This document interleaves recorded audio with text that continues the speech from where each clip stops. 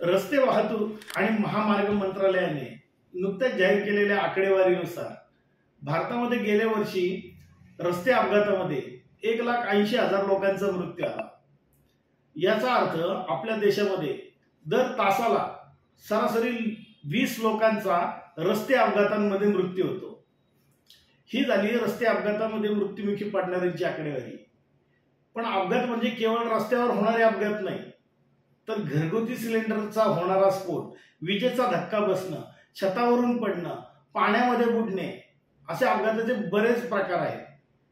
या सर्व अपघातांमध्ये होणाऱ्या मृत्यूचं प्रमाण खूप मोठं आहे।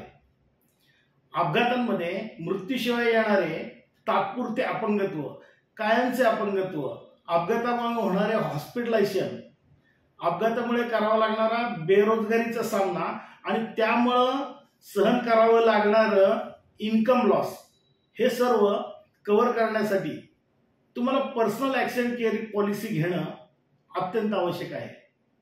लक्षात ठेवा, टर्म इन्शुरन्समध्ये केवळ मृत्यूच कव्हर होतो।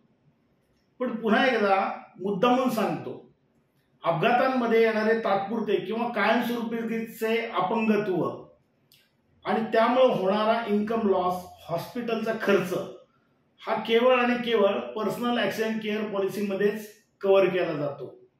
विमा विषयक आवश्यक असणाऱ्या सर्व सेवांसाठी, तुमच्या प्रश्नांसाठी, गुंतवणुकी संदर्भातील सर्व माहितीसाठी तुम्ही मला खाली दिलेल्या नंबरवरती फोन करू शकता किंवा गुलमोहर रोड, अहिल्यानगर येथील माझ्या कार्यालयामध्ये तुम्ही मला भेटायला येऊ शकता।